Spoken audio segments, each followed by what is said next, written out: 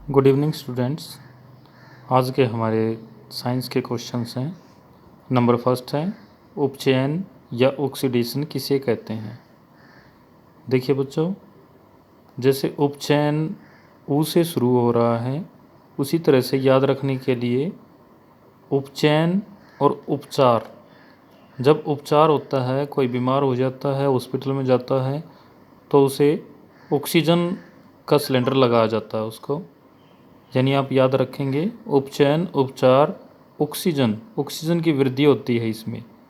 जब किसी पदार्थ में ऑक्सीजन की वृद्धि या हाइड्रोजन की कमी होती है तो कहते हैं उस पदार्थ का उपचयन हुआ है।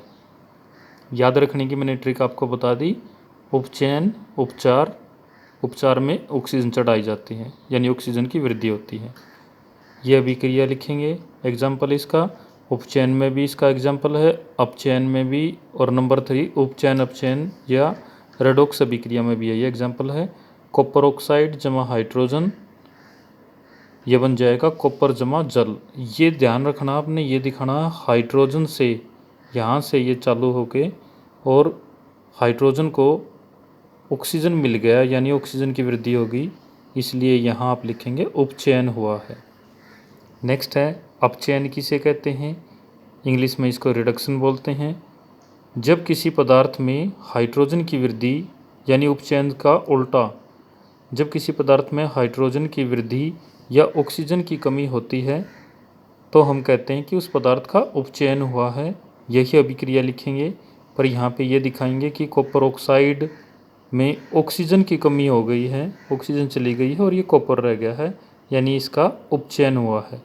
ये तीर के निशान का ध्यान रखेंगे, इससे ये बना है, यहाँ तीर का निशान लगाना है। बच्चे दोनों साइड ऐसे तीर का निशान लगा देते हैं, जो कि गलत है।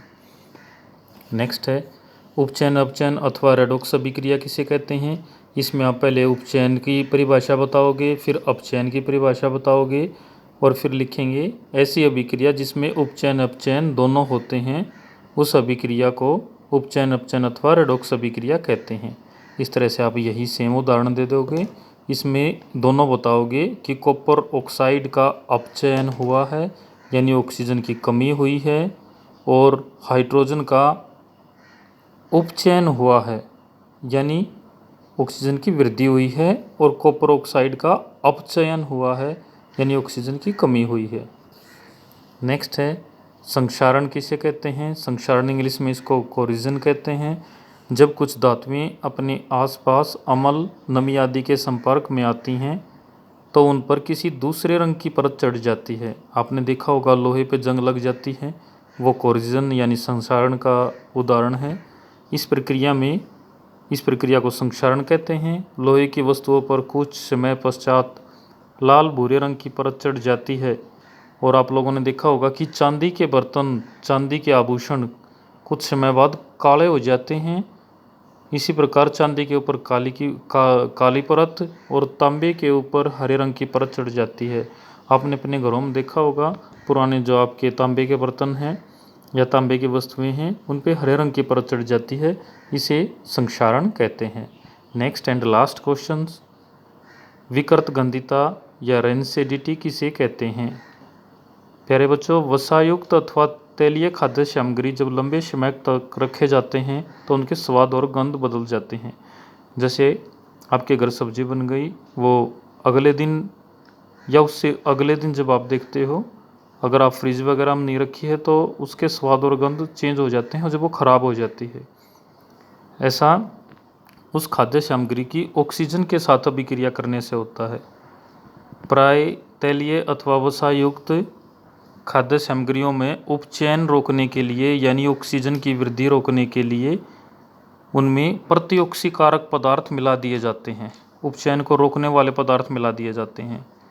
जैसे वायुरोधी बर्तनों में खाद्य सामग्री रखने से उपचयन की गति धीमी हो जाती है। आपने देखा होगा किरयानी वगैरह की, या गांव में आप छोटी दुकानें देखते हो, उसमें जो वायुरोधी बर्तन हैं, शीशे के जार होते हैं, उनमें कुछ खाने की चीज़ें रख देते हैं, जैसे मट्ठी या बालूशाही वगैरह। वो इसीलिए रखते हैं कि उनकी ऑक्सीजन से अभिक्रिया ना हो या कम हो।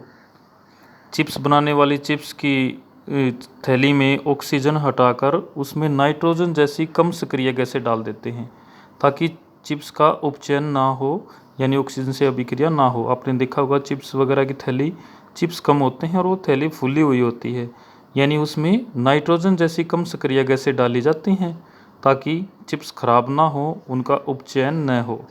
ये थे हमारे आज के साइंस के क्वेश्चंस। मुझे उम्मीद है आपकी समझ में आ गए होंगे। धन्यवाद।